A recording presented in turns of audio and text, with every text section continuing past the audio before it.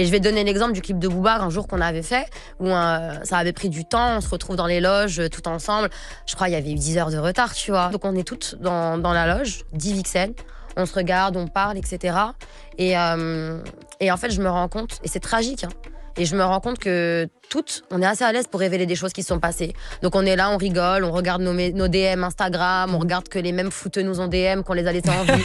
On regarde les mêmes charognards du rap français qui sont là. Et là, je me rends compte que tragiquement, sur les 10 filles, on a tous vécu quelque chose, au minimum une agression, au minimum quelque chose. Et je me dis, mais ça veut dire quoi? Ça veut dire qu'il n'y en a aucune de nous qui s'en est sortie indemne. Ça veut dire qu'il faut... Et c'est là aussi que c'est parti, cette réflexion, de me dire, OK, moi je sais tout ça, nous on sait tout ça, mais qui va nous croire? Qui va faire quelque chose?